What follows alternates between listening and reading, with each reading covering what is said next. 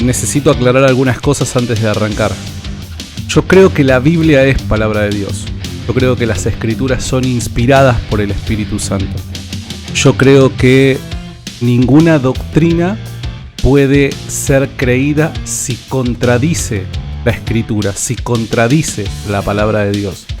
Eso lo quiero dejar en claro porque mucha gente ha malinterpretado mis afirmaciones, mis creencias, y como que ha dejado ahí entrever que yo estoy dejando de creer en la Biblia como palabra de Dios.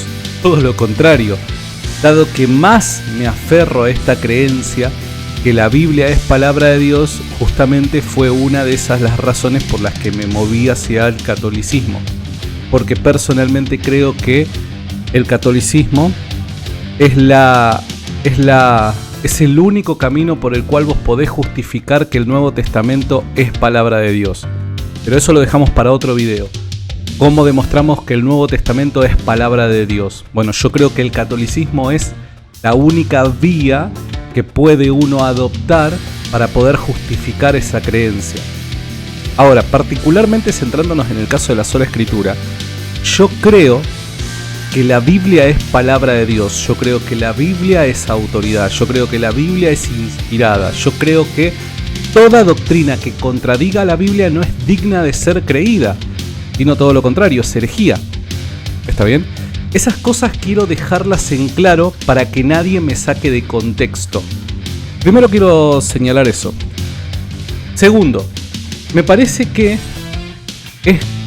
desde mi humilde punto de vista, es correcto arrancar esta serie de videos que he prometido respecto a las razones que voy a presentar del por qué es que me hice católico.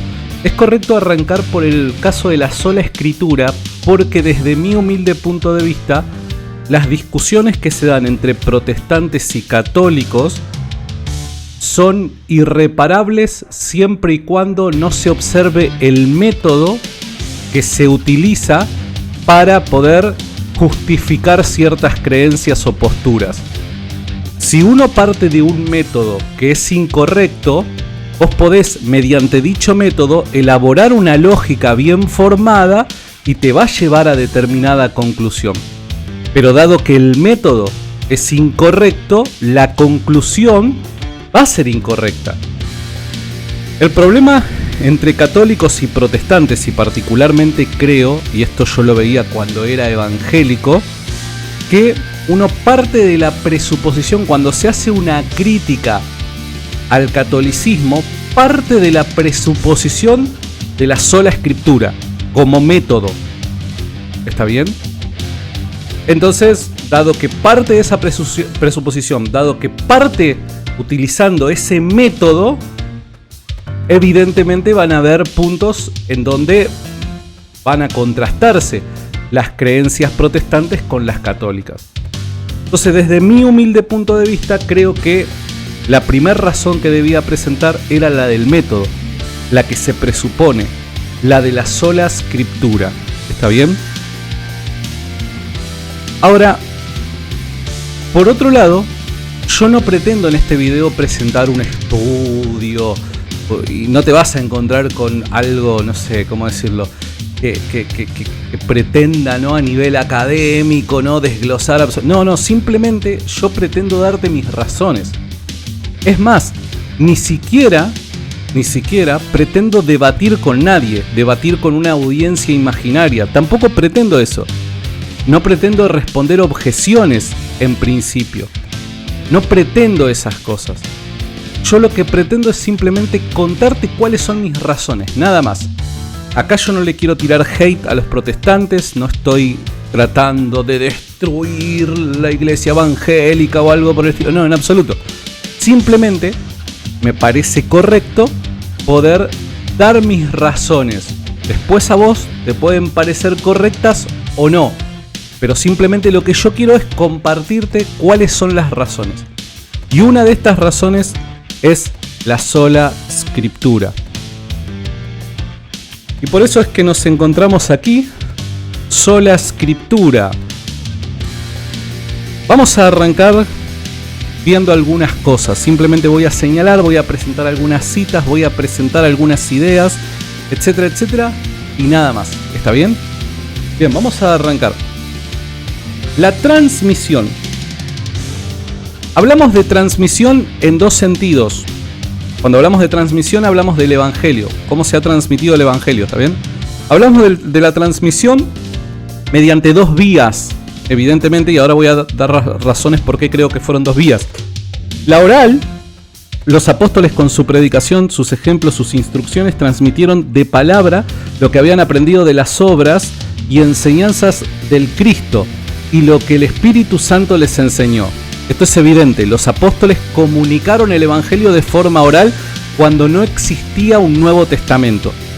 Entonces, una de las vías de transmisión del Evangelio evidentemente es la oral.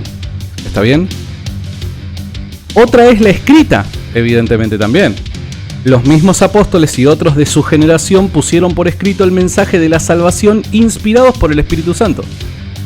Yo creo que estas dos vías fueron las utilizadas por Dios para comunicar el Evangelio y construir doctrinalmente la iglesia. Ahora hay que hacer una salvedad.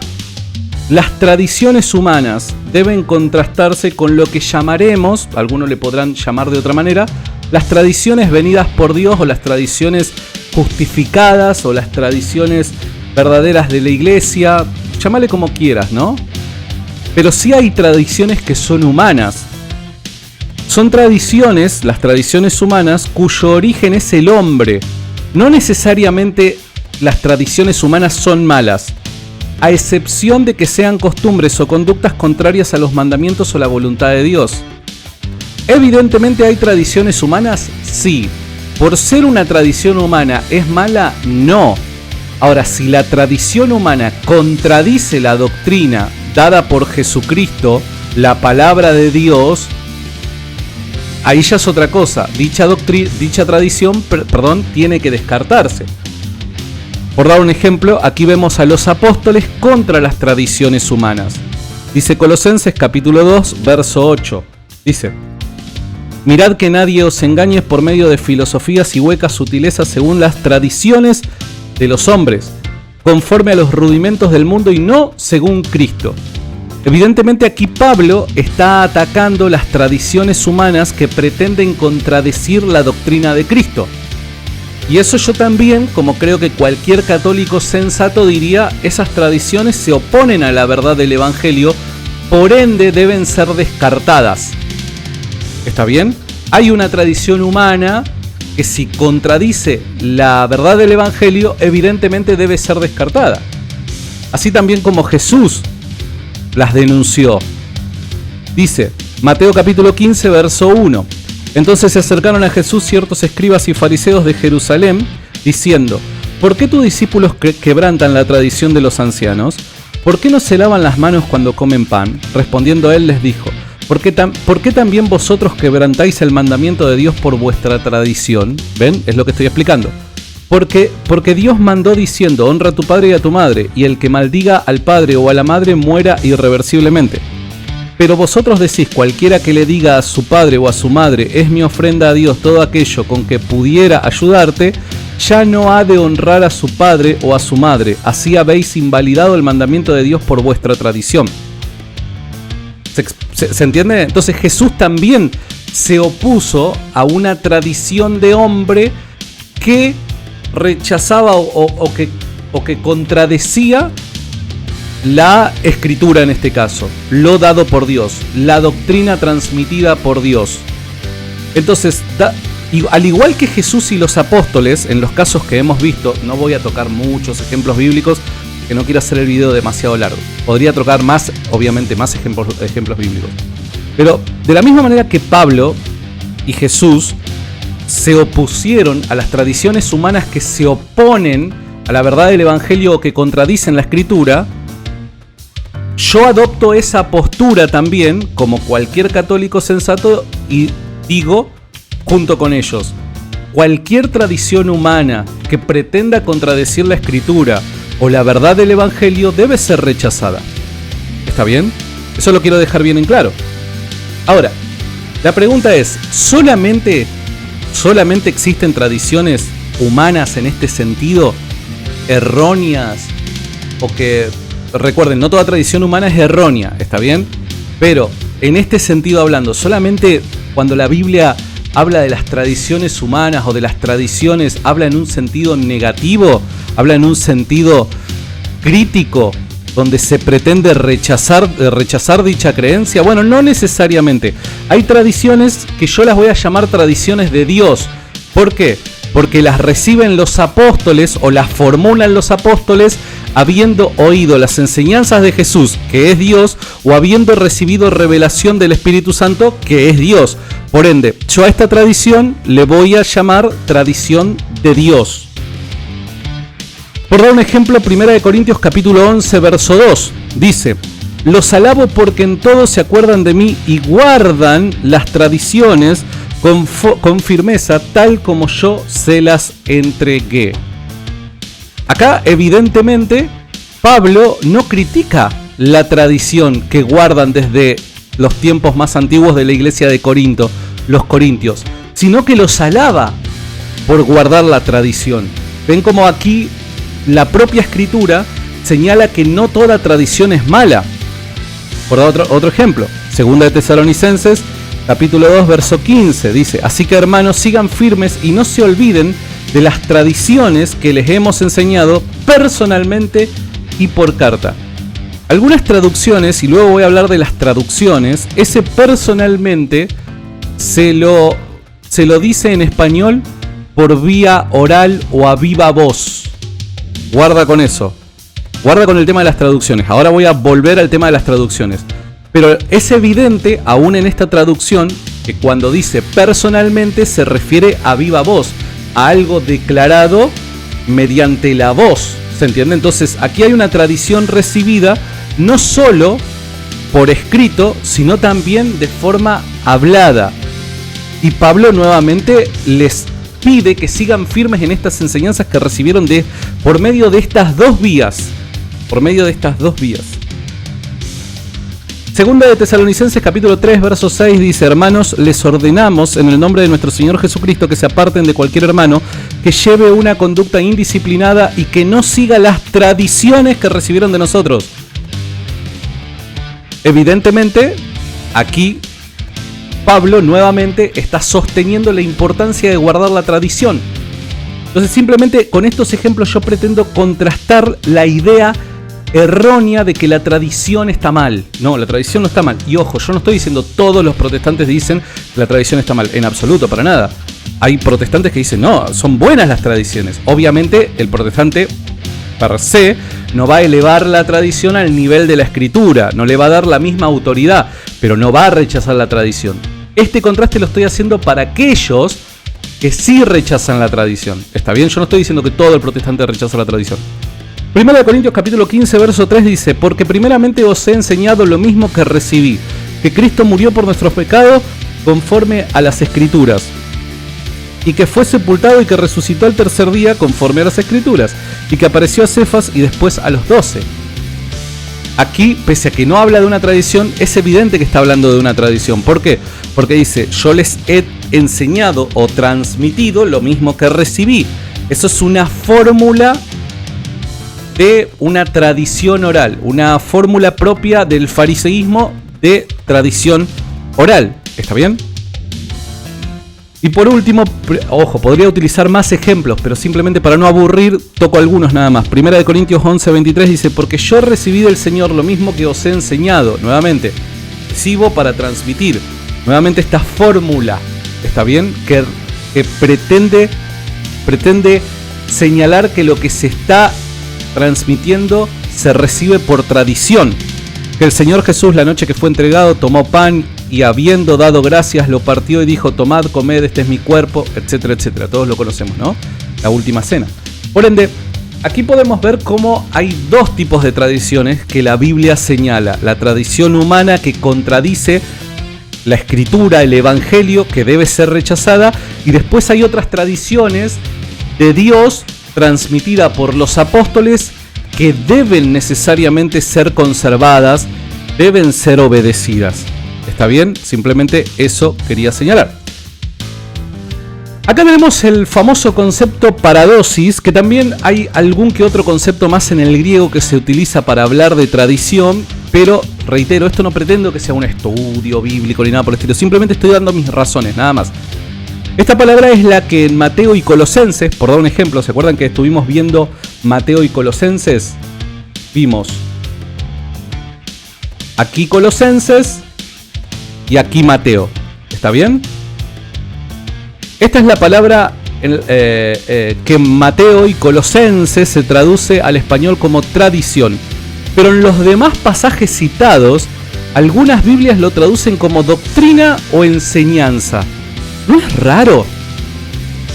¿Por qué la misma palabra en el mismo contexto no la traducen al español como tradición, sino que se la traduce como doctrina o enseñanza algunas veces? Con esto yo no estoy diciendo que, no sé, por dar un ejemplo, que si automáticamente se la traduce como tradición, eso necesariamente conlleva... No, simplemente estoy señalando un dato que me parece al menos raro. Me parece raro. Evidentemente, esta palabra en los textos que he citado se refiere a una tradición recibida y transmitida. Pero hay veces que ciertas Biblias evangélicas la traducen con apelando a otros términos, doctrina o enseñanza. ¿Está bien? Es raro, al menos es raro. Conclusión 1 entonces. Hay que diferenciar las tradiciones humanas de las tradiciones apostólicas preservadas por la Iglesia y bien recibidas en el texto bíblico. Creo que en principio estamos justificados para llegar a esta primera conclusión. Avancemos. Cultura oral. Acá es en donde tenemos que meternos un poquito en la historia. ¿De qué tipo de contexto hablamos cuando hablamos del contexto bíblico novotestamentario?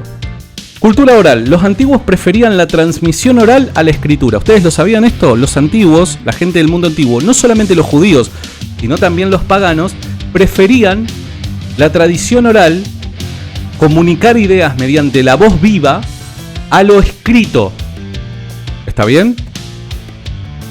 Dice 2 de Juan 1:12, aunque tengo muchas cosas que escribiros, no quiero hacerlo con papel y tinta, sino que espero ir a vosotros y hablar cara a cara. Algunas traducciones dicen a viva voz.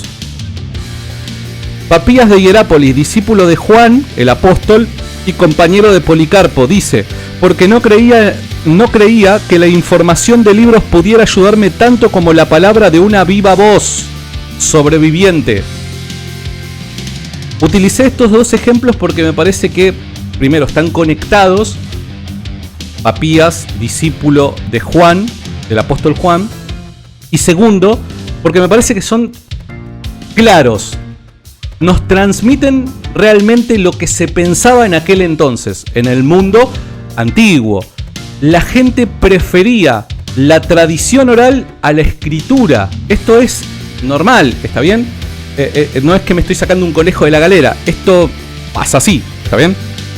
Por dar un ejemplo, Santiago Guijarro, catedrático del Nuevo Testamento en la Facultad de Teología en la Universidad Pontificia de Salamanca, dice de la tradición: a ella se refiere el prólogo del Evangelio de Lucas cuando menciona a los servidores, ministros, de la palabra, cuya labor consistió en conservar y transmitir los recuerdos sobre Jesús, que posteriormente otros se encargaron de poner por escrito.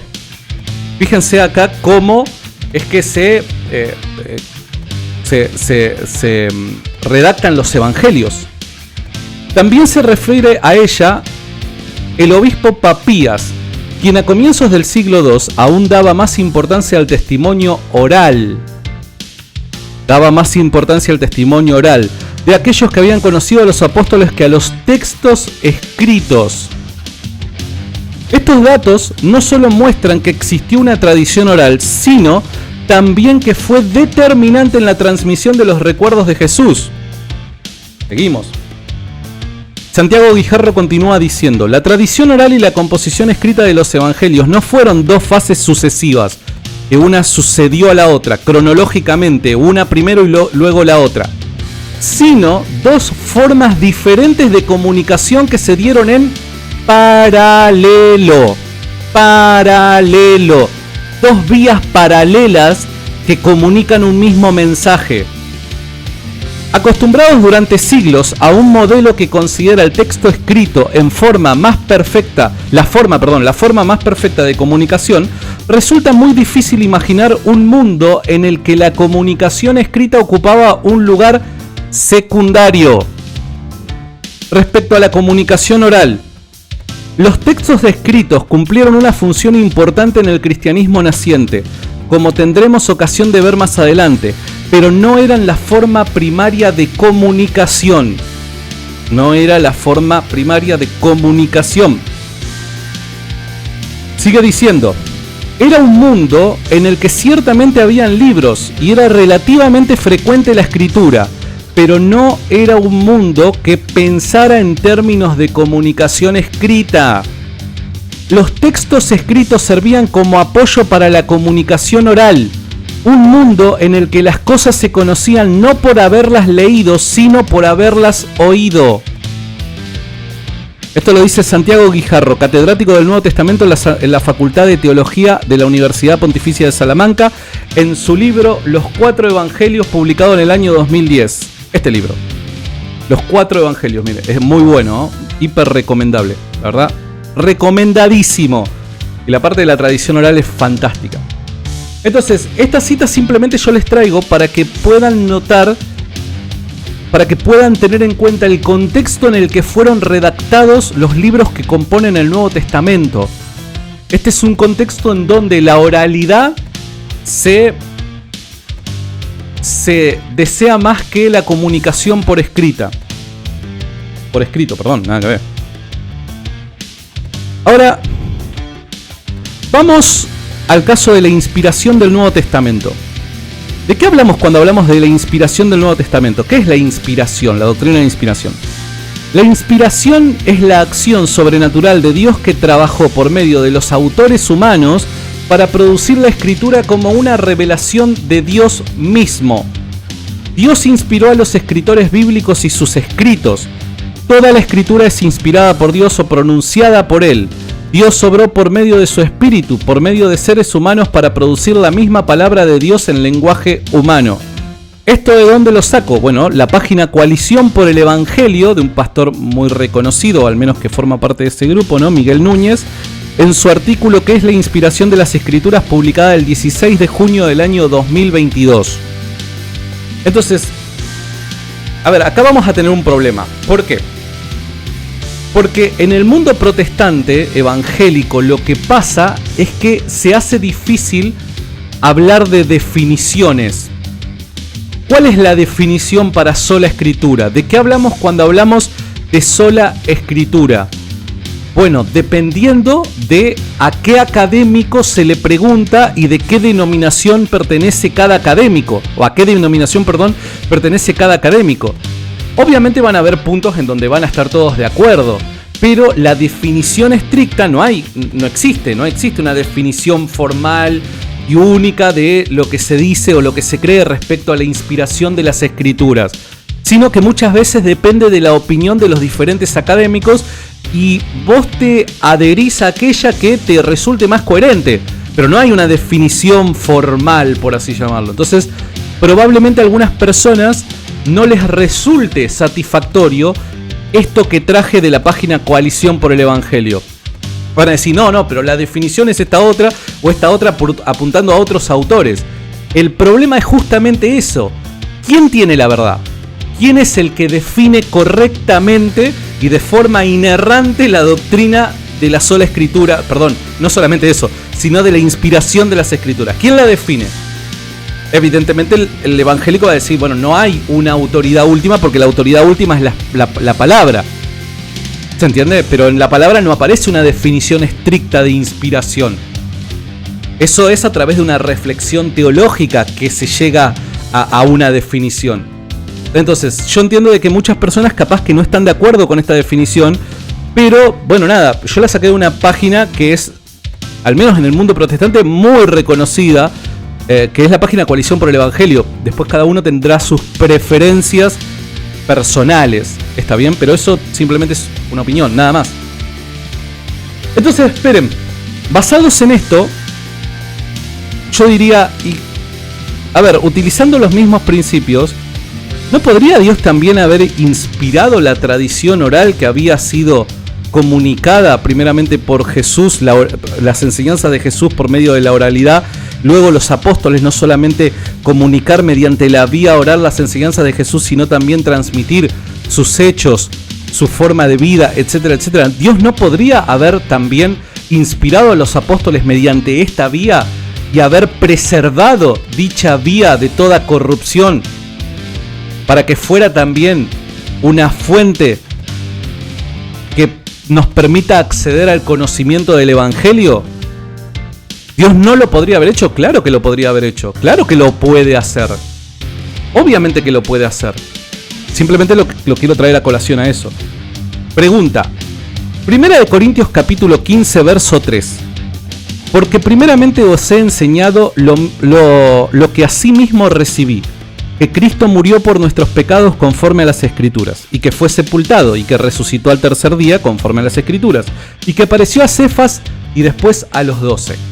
Este es un famoso credo primitivo que aquellos que tratamos el caso de la resurrección es nuestro ancho de espada. Para los que son argentinos saben lo que estoy haciendo referencia. Es la carta más poderosa que tenemos, este credo primitivo. ¿Por qué? Porque estamos de acuerdo, católicos y protestantes, que este credo particularmente, junto con otros credos que aparecen en las epístolas apostólicas, fueron confeccionados mediante la vía oral fueron confeccionados y transmitidos por vía oral antes de haber pasado a ser un texto escrito, antes de haberse pasado por escrito. Entonces mi pregunta es la siguiente, porque este credo se considera que fue confeccionado dentro de los primeros 5 años luego de la resurrección de Jesús. Ahora sabemos que la primera epístola de los Corintios probablemente se escribió en el año 55 después de Cristo. Estamos hablando de un periodo de 20 años desde la resurrección de Jesús hasta que Pablo escribe esto, periodo de 20 años aproximadamente, creo que estamos de acuerdo. Bien, si se redactó antes, si se confeccionó antes, si se transmitió antes, y de la boca de Pablo sabemos que los corintios reciben este credo no por medio de esta epístola, sino por medio de la oralidad. Mi pregunta es la siguiente: ¿es este credo palabra de Dios cuando fue puesto por escrito por Pablo en el año 55 después de Cristo o cuando fue transmitido? ¿Cuándo es considerado por palabra de Dios? ¿Cuándo este credo comienza a ser palabra de Dios? Cuando Pablo se lo comunica mediante la oralidad a los corintios, probablemente en el año, 51 aproximadamente.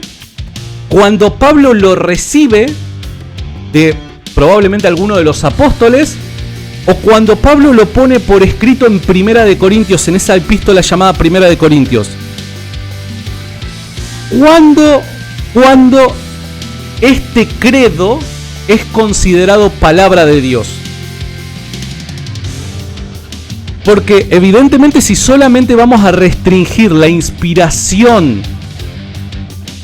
y vamos a llamar palabra de Dios a lo que está escrito antes de que este credo estuviera escrito en esa epístola, no sería palabra de Dios.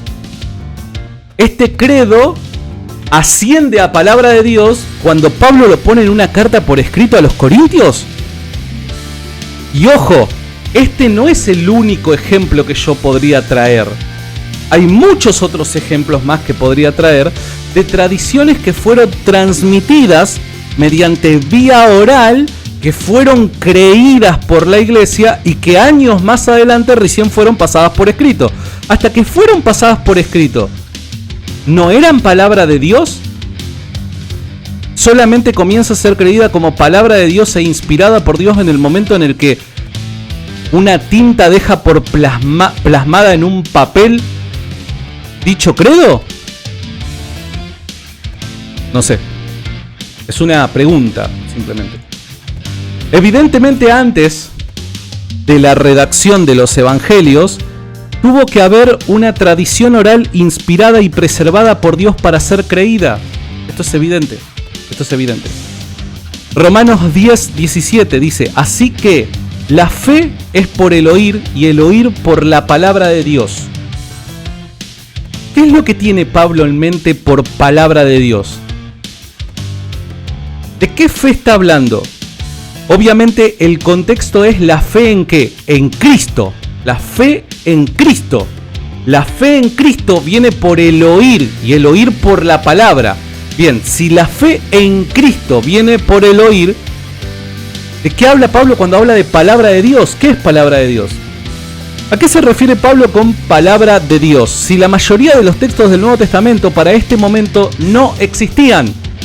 Spoiler, no puede ser el Antiguo Testamento, dado que la fe a la que se refiere implica creer en Cristo y su Evangelio. Lo que Pablo tiene en mente no es cuando dice palabra de Dios, ni el Antiguo Testamento, ni el Nuevo Testamento, sino la predicación apostólica por la vía oral. Primera de Tesalonicenses capítulo 2 verso 13 dice: por lo cual también nosotros sin cesar damos gracias a Dios, de que cuando recibisteis la palabra de Dios que oísteis de nosotros, la recibisteis no como palabra de hombre, sino según es en verdad la palabra de Dios, la cual actúa en vosotros los creyentes. Pablo nuevamente habla de la palabra de Dios al mensaje comunicado mediante la vía oral del Evangelio. Pablo no está restringiendo el significado de palabra de Dios al texto escrito por los apóstoles. Pablo, cuando habla de palabra de Dios, también cree que palabra de Dios es la comunicación oral del Evangelio mediante el ministerio apostólico en este caso. Y aquí, entonces, ¿qué pasa? Ahora vamos a ver algún texto antiguo de padres apostólicos. En este caso vamos a ver el famoso texto de Ignacio de Antioquía, aproximadamente en el año 107, epístola dirigida a la iglesia de Filadelfia, y dice así: yo hice pues mi parte como un hombre amante de la unión, pero allí donde hay división e ira, allí no reside Dios. Ahora bien, el Señor perdona a todos los hombres cuando se arrepienten, si al arrepentirse regresan a la unidad de Dios y al concilio del obispo. Tengo fe en la gracia de Jesucristo que os librará de toda atadura, y os ruego que no hagáis nada en espíritu de facción, sino según la enseñanza de Cristo. Cheque que en contra que estaba Ignacio de Antioquía de las divisiones denominacionales, diríamos. Porque he oído a ciertas personas que decían: si no lo encuentro en las escrituras fundacionales, quiere decir las antiguas, no creo que esté en el Evangelio. Che, yo escuché esa clase de comentarios, yo lo recibí un montón de veces estos últimos días en YouTube, en Instagram, ¿no? A ver, para. O capaz que alguien trastocó el texto de Ignacio de Antioquía, porque he oído a ciertas personas que decían: si no encuentro en las escrituras fundacionales, no creo que esté en el Evangelio. Similar a las críticas que he recibido, ¿no? Y cuando les dije está escrito, me contestaron: esto hay que probarlo. Pero para mí, mi escritura fundacional es Jesucristo, la carta inviolable de su cruz, y su muerte y su resurrección, y la fe por medio de él, en la cual deseo ser justificado por medio de vuestras oraciones. Es interesante que parece que Ignacio de Antioquía no tenía un buen concepto de las personas que hacían esta clase de reclamo, ¿no? Recordemos que Ignacio de Antioquía no era una persona que había escuchado el Evangelio según Chiribí, sino que había sido discipulado bajo el discipulado del apóstol Juan. ¿Qué se creyó en la historia? Vamos a la historia, a ver qué nos dice la historia respecto a esto. ¿Será que los antiguos cristianos creyeron en la sola escritura o no fue así? Bueno, Ireneo de León dice: porque al usar las escrituras para argumentar las convierten en fiscal de las escrituras mismas, acusándolas o de no decir las cosas rectamente, o de no tener autoridad y de narrar las cosas de diversos modos. No se puede en ella descubrir la verdad si no se conoce la tradición. Che, ¿en qué alta estima tenía Ireneo de León la tradición, no? Estamos hablando que del siglo II del cristianismo. Cuando nosotros los atacamos con la tradición que la iglesia custodia a partir de los apóstoles por la sucesión de presbíteros, se ponen contra la tradición, diciendo que tienen no solo presbíteros, sino también apóstoles más sabios que han encontrado la verdad sincera, porque los apóstoles habrían mezclado lo que pertenece a la ley con las palabras del Salvador. Y no solamente los apóstoles, sino el mismo Señor habría predicado cosas que provenían a veces del demiurgo, a veces del intermediario, a veces de la suma pontificia. En cambio ellos conocerían el misterio escondido, indubitable, incontaminado y sincero. Esto no es sino blasfemar contra su Creador, y terminan por no estar de acuerdo ni con la tradición ni con las Escrituras. Entonces, si se halla alguna divergencia aún en alguna cosa mínima, ¿no sería conveniente volver los ojos a las iglesias más antiguas en las cuales los apóstoles vivieron a fin de tomar de ellas la doctrina para resolver la cuestión, lo que es más claro y seguro? Incluso si los apóstoles no nos hubiesen dejado sus escritos, ¿no hubiera sido necesario seguir el orden de la tradición que ellos legaron a aquellos a quienes confiaron las iglesias? Fíjense en esta última declaración, es tremenda. Dice Ireneo de León: incluso si los apóstoles no nos hubiesen dejado sus escritos, ¿no hubiera sido necesario seguir el orden de la tradición que ellos legaron a aquellos a quienes confiaron las iglesias? A mí al menos me llama la atención, ¿no? Ireneo de León tenía bastante estima en la tradición y creía que por medio de la misma, aún sin la escritura, se podía llegar a la verdad del Evangelio. Clemente de Alejandría. Bien, ellos preservaban la tradición de la bendita doctrina derivada directamente de los santos apóstoles, Pedro, Santiago, Juan y Pablo, los hijos que la recibían del Padre, pero pocos fueron como los padres. Vino por la voluntad de Dios a nosotros también para depositar aquellas ancestrales y apostólicas semillas, y bien sé que se exultarán. No quiero decir encantado con este tributo, sino solamente a causa de la preservación de la verdad, según como la entregaron, para un bosquejo como este, bien pienso, sean conforme a un alma deseosa de preservar, de perderse la bendita tradición. Hipólito de Roma.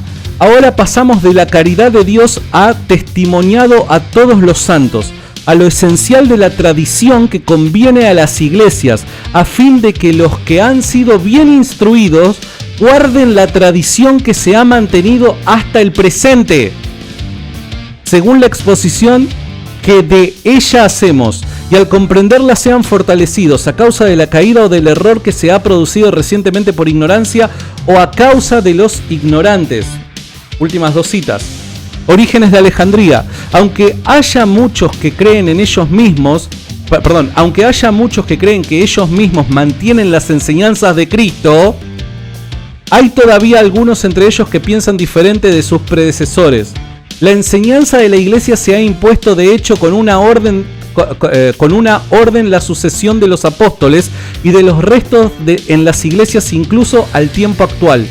No se ha de aceptar como verdad más que aquello que nada difiera de la tradición eclesiástica y apostólica. No se ha de aceptar como verdad más que aquello que nada difiera de la tradición eclesiástica y apostólica. Tertuliano, antes de ser un hereje, ¿no? Porque se sabe de que luego él se va para el lado del montanismo, que fue considerado una herejía, ¿no?